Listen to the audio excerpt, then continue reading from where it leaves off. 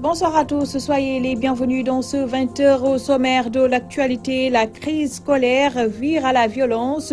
Les enseignants se sont violemment affrontés aux forces de l'ordre au cours d'une marche interdite à Ziguinchor. Il y a eu de nombreux blessés et des arrestations. Vers un 19 avril de tous les dangers, c'est la date retenue pour le vote de la loi sur le parrainage. L'opposition, soutenue par des mouvements citoyens, appelle à la résistance. Les députés non inscrits disent niet à Macky Sall dont le camp se fissure. Insécurité, enclavement, manque d'eau, ce sont les difficultés auxquelles font face les populations de Médina Badou. Préoccupations exprimées au cours de la ziara annuelle de cette localité du département de Kaolack. Voilà pour les principaux titres.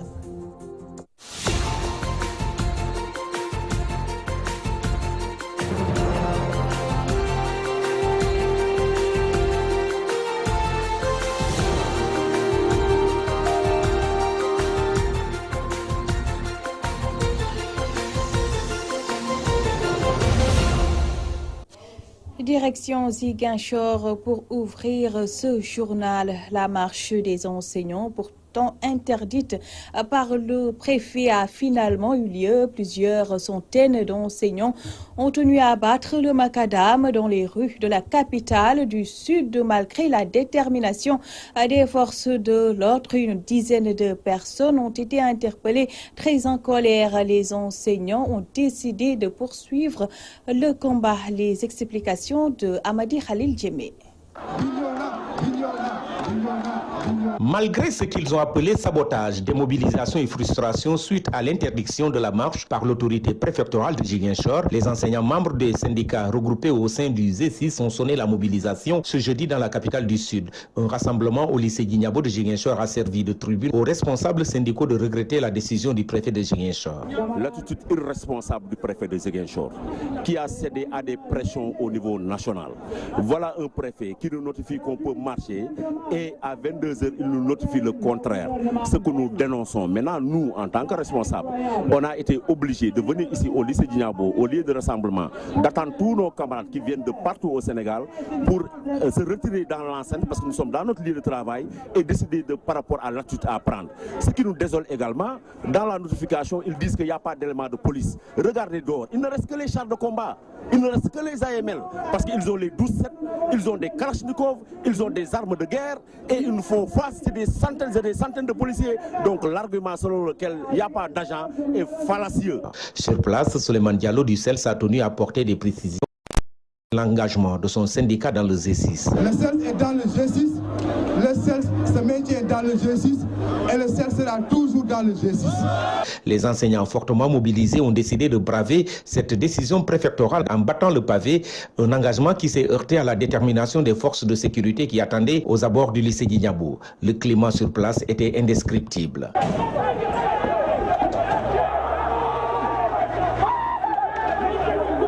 Après des minutes de confrontation, le préfet de Ziguinchor intervient et tente de calmer les ardeurs. Et la marche pourtant interdite s'est finalement tenue. Du lycée Guignabo au rond-point Jean-Paul II, les enseignants ont battu le macadam et ont même bénéficié de l'attention des populations. Et c'est entre le rond-point et la préfecture que la marche a finalement été dispersée. Une situation décriée par le secrétaire général du SAEMS, Saourou Sen. Pour une république responsable, une marche autorisée, puis interdite, ensuite réautorisée et ensuite réinterdite. C'est du jamais vu.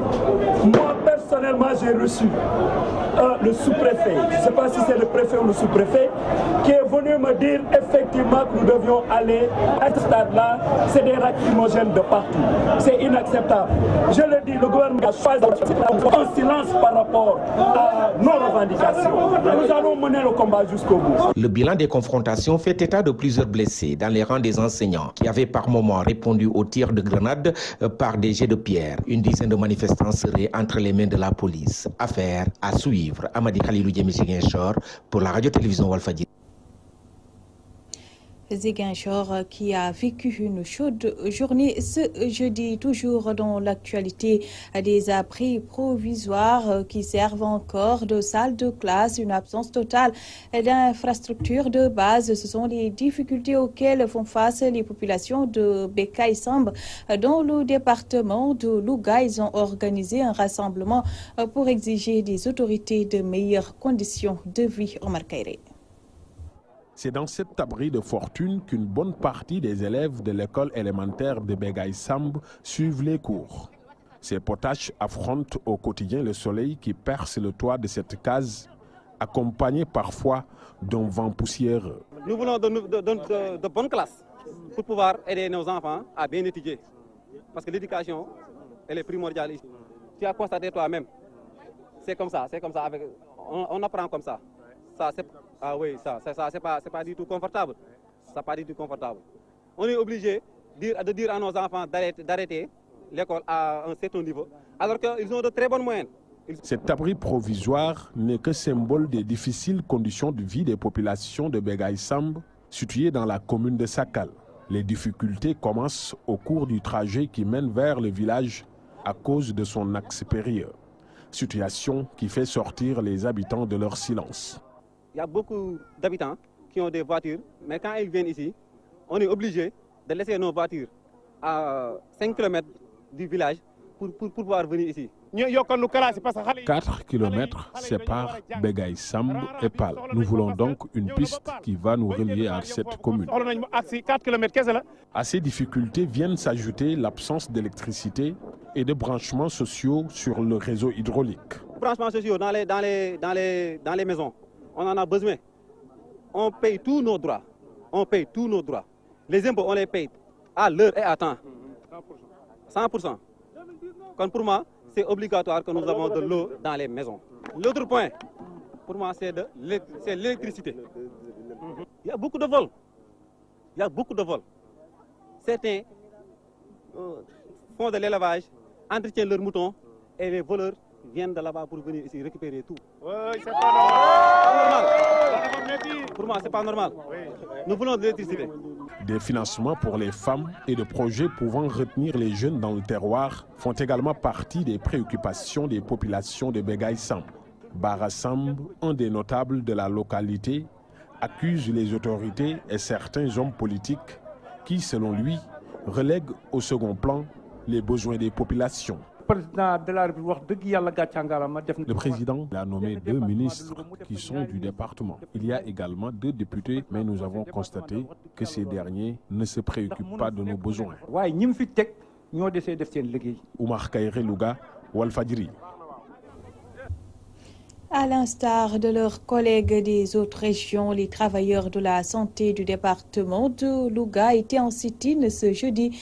Ils réclament le paiement des arriérés de salaire des contractuels et le remboursement de la dette et des créances de la couverture maladie universelle.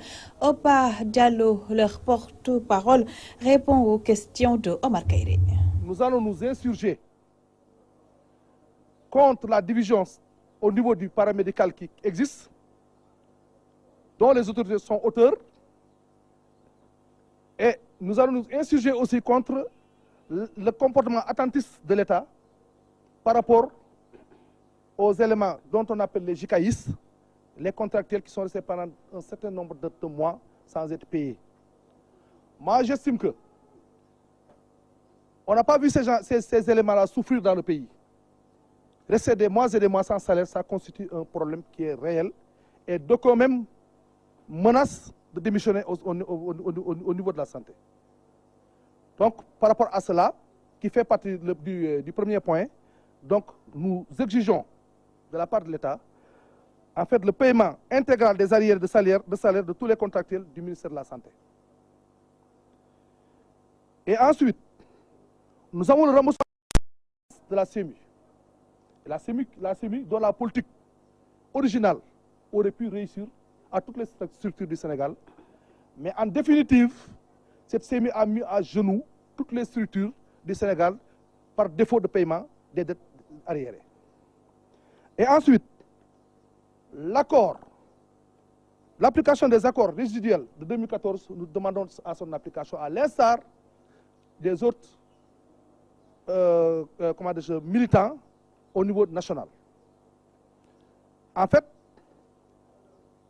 la rencontre, la sous-section SUTSAS, l'ASAS de Louga exige à ce que les accords soient appliqués. Il n'y a rien d'autre qui soit demandé. Je vous le disais en titre, prévu le 19 avril, la séance plénière portant sur le parrainage s'annonce houleuse. En conférence de presse ce jeudi, les députés non inscrits ont tenu à manifester leur désaccord face à ce qu'ils qualifient de tripatouillage de la Constitution. Plus de précisions avec Khadisila. Les dés sont jetés. La séance plénière statuant sur le parrainage est fixée au 19 avril. Ce qu'il y a lieu de faire en commission le 16 et en plénière le 19, c'est effectivement les dispositions relatives à la modification de la Constitution. Le député Aïda Mbodj sonne l'alerte et interpelle les guides religieux. J'ai interpellé les sages de réagir avant qu'il ne soit trop tard. Parce que ce qui se passe, c'est que ceux qui considèrent que le pouvoir est amusant confondent effectivement l'abus de pouvoir et le pouvoir. Et or, au Sénégal, on ne peut pas accepter l'abus de pouvoir. Il est impossible d'accepter l'abus de pouvoir. Ce qu'il y a à signaler aussi, c'est que cette majorité qui est là, qui est au-dessus de nous, le peuple est plus fort que cette majorité qui est au-dessus de nous. Cheikh Bambey Dièye se veut ferme et précise que le spectre de 2011 plane sur le Sénégal. On n'a même plus besoin de nous attacher sur les grilles de l'Assemblée nationale. On va aller à la confrontation. Parce que c'est cela que veut le président de la République, puisqu'il a complètement décidé de ne plus être dans le système d'une république et d'une démocratie. Macky Sall est en train de disloquer notre processus démocratique. Combien de candidats déclarés se sont retrouvés en prison? Combien de candidats déclarés se sont retrouvés en exil sans qu'aucun d'entre nous ne puisse dire quelles sont les conditions pour lesquelles ces citoyens-là ont été en prison? Nous savons que c'est totalement injuste pour le cas de Khalifa Sall. Comment Karim Wade s'est retrouvé à l'étranger? Ça, aucun Sénégalais ne peut vous le dire. Le 19 avril s'annonce fatidique. Les députés non inscrits, à l'instar de leurs collègues de l'opposition, déplorent ce qu'ils qualifient de tripatouillage de la Constitution. Pour eux, le projet de loi sur le parrainage ne doit pas passer. Le projet de loi sur le parrainage divise la mouvance présidentielle. Après la sortie du professeur Bathily, le député Diop Sy sort de sa réserve bien qu'allié de Macky Sall. Il s'offusque de cette tentative de modifier la Constitution à quelques mois de la présidentielle. Demba Diop Sy est interrogé par Khadisila. Je n'ai pas changé de camp. Je crois en Macky Sall, je crois en ce qu'il fait. Mais ce que je ne crois pas, si on met une loi dont je pense que demain, ça peut amener des bruits dans le pays, moi je considère que j'ai ma parole à dire là-dessus. Je suis un député indépendant. Je peux lui dire que ce que les gens vous tentent de conseiller, de faire, il faut revoir la copie parce que ça va t'amener plus de problèmes que de paix. Le bruit et les problèmes que le parrainage est en train de créer, Macky Sall ne devait pas l'avoir dans son secteur. C'est ça que je crois. Je crois que le parrainage, c'est quelque chose qui ne devait pas arriver. On ne touche pas à une constitution à 1 an des élections. Il n'en avait pas besoin. On ne touche pas le code électoral à 1 an des élections. Il n'en a pas besoin. Il a les moyens de gagner, ou bien le moyen de gagner tout le monde. Il n'avait qu'à se focaliser sur les moyens et sur le travail que les gens font pour gagner, au lieu de se focaliser sur des problèmes de ruse et de trucs. C'est ce que les gens veulent faire, c'est ça que je dis, c'est ça que je dénonce. Je ne suis pas d'accord là-dessus, c'est clair, c'est net, c'est précis. La campagne agricole est un échec dans la vallée du fleuve. C'est du moins le constat fait par Ousmane Sonko. Le député patron du PASTEF dit avoir vu le même échec dans le bassin arachidier. Il accuse le pouvoir de Macky Sall de dilapider des milliards dans des chantiers d'aucune utilité au moment où de nombreux Sénégalais souffrent. Voici Ousmane Sonko, micro de Aboukan. Les problèmes qu'on a recensés ici sont les mêmes que nous recensons presque partout ailleurs à l'intérieur du pays, que ce soit dans le Saloum, dans le Sine, dans la Casamance, partout. C'est les mêmes problèmes qui reviennent de manière récurrente et qui ont pour nom le difficile accès à la santé, les problèmes de l'éducation, les problèmes de l'emploi, particulièrement des jeunes, les problèmes liés à l'accès souvent à l'eau ou à l'électricité, ou alors à des coûts abordables pour les populations. Les problèmes liés à l'écoulement des récoltes, mais également aux coûts exorbitants de la production. En synthèse, c'est à peu près ce qu'on retrouve. Et c'est la nature peut-être, si vous voulez, le secteur de l'agriculture, la nature des récoltes qui diffère. Vous allez dans le Saloum et dans le Sine, on parlera d'arachide. Ici, on nous a parlé de pommes de terre, de riz et d'oignons. Mais c'est globalement les mêmes problèmes qu'on retrouve beaucoup partout.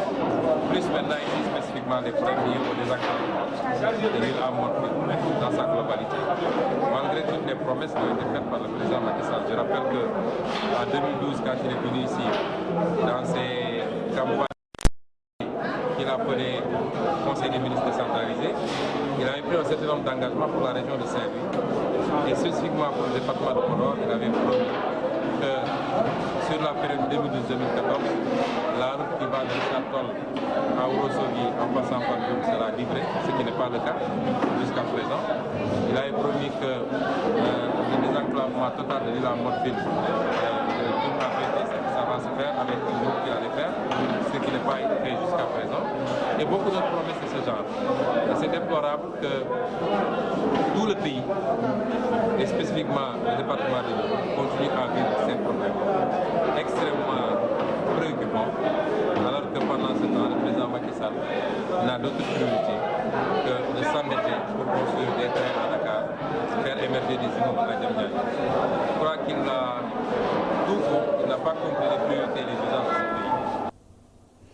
En politique, toujours, le grand parti décline sa feuille de route autour d'un programme dénommé Alternatif au Suqali Sénégal. Sous le socle du patriotisme économique, la formation politique propose des réformes pour changer la vie des Sénégalais. Le président du grand parti, Malick Gakou, a profité de la présentation de son programme pour se prononcer sur le parrainage, l'incarcération de Khalifa Sall et de Barthélémy Diaz. Le compte-rendu est signé Djambombaï. Le grand parti raille le plan Sénégal émergent. Cette formation politique propose un programme intitulé Alternatif Suqali Sénégal, une crielle de réformes qui vise à relancer la croissance dans tous les secteurs névralgiques de la vie nationale. Si nous avons défini le programme Alternatif Suqali Sénégal, le PAS, comme une alternative crédible au PSE, c'est parce que nous savons que le PSE inverse la courbe du développement économique et social. Puisque le PSE tire sa substance dans une vision libérale. Cette vision libérale qui met le marché, qui met le profit au-dessus de tout. Nous voulons incarner l'humanité, nous voulons incarner la solidarité, mais bien sûr, mes amis, pour qu'il y ait développement, mais il faut que les Sénégalais vivent. Sous le socle du patriotisme économique, le programme Alternatif Suqali Sénégal a choisi comme priorité l'épanouissement de l'homo sénégalensis, l'amélioration des conditions d'existence des Sénégalais. On ne peut pas construire ce pays sans remettre à l'homo sénégalensis, c'est-à-dire aux Sénégalais, le fondement de sa dignité, des valeurs pour lesquelles les Sénégalais se lèvent tous les jours pour garantir à sa famille les moyens de subsistance. C'est la raison pour laquelle l'autre socle de ce programme fondamental, c'est l'amélioration du pouvoir d'achat des populations. Le président du grand parti, Malick Gakou, officialise ainsi sa candidature à l'élection présidentielle. Sur le parrainage, il se dit partant et prêt à fournir les 65 000 signatures demandées. Le grand parti n'a pas peur du parrainage. Le grand parti impose et demande simplement au régime du président Macky Sall d'instaurer les conditions d'une démocratie viable, d'une démocratie moderne, qui organise des élections libres, démocratiques et transparentes. Lors de la présentation de son programme, le président du grand parti n'a pas manqué de réitérer son soutien et sa compassion à l'endroit de Khalifa Ababacar Sall et de Barthélémy Diaz. Autre aspect de l'actualité, colère des populations de Médina Badou dans le département de Kaolack. Elles ont profité de leur ziara annuelle pour monter au créneau et déplorer la précarité dans laquelle se trouve leur localité. L'insécurité, l'enclavement, le manque d'eau sont au cœur de leurs préoccupations, nous dit Al-Hassan Ba. Le foyer religieux de Médina Babou Maram Dramé dans la commune de Thiaré, département de Kaolack, confronté à beaucoup de difficultés, parmi lesquelles le manque d'eau et d'infrastructures sanitaires prennent une place importante. Ces populations l'ont fait savoir lors de leur ziara annuelle. Il y en a également le manque de couverture sanitaire. Et on aimerait au moins avoir un poste de santé pour en polariser des milliers de personnes. Ça fait partie des choses qu'on a fort besoin. Il y a le manque d'eau que vous avez constaté. Il y a des citernes qui viennent renforcer cette eau. Mais ça ne suffit pas parce que chaque année, on a vécu la même situation. Et ce serait très bien que l'État et ses représentants, le gouvernement, prennent des mesures idoines pour au moins résoudre ce problème. L'enclavement de ce village et l'insécurité qui y sévit s'ajoutent à leurs préoccupations les plus urgentes. Oui, parce que c'est déjà enclavé. Vous-même, vous l'avez constaté. En venant ici, c'est vraiment un parcours de combattant. C'est difficile à accéder ici à Médina Babou. Alors qu'on a introduit beaucoup de demandes, mais jusqu'à présent, on n'a rien vu. Et vous voyez, là où il y a des milliers de personnes se retrouvent en une journée, ce serait très normal qu'il y ait vraiment une route bitumée pour que l'accès soit très facile. La sécurité non plus. Comme je vous l'ai dit, il y a un an de cela, les malfaiteurs avaient donc descendu ici. Ils ont même donc volé beaucoup de biens avec leurs armes jusqu'aux dents. Et depuis, les gens ne dorment qu'un seul œil. Cet événement religieux qui date de plus de 30 ans et qui ne cesse de s'agrandir avec l'actuel calife de Alhaji Babou Maram Dramé, El Hadji Abdoulaye Dramé, pousse ses habitants et disciples qui sont venus de partout de demander à l'État du Saint considération à ce lieu saint comme ils le font avec les autres foyers religieux qui ont tous bénéficié de projets de modernisation. Médina Babou, Al-Hassan Ba, Walfadjri. Al-Hassan Ba, la communauté mouride célèbre ce vendredi le Kazu Rajab marquant l'anniversaire de la naissance de Serigne Falilou Mbacké, deuxième khalife de Serigne Touba. Celui que les mourides appelaient affectueusement Galas a achevé les travaux de la grande mosquée de Touba et a beaucoup contribué à la modernisation de la cité religieuse. Mamadou Makhtar Sarr. ci barkeb sayxi faddilu mi buur yàlla dolli noo ay maqaama yàllaaw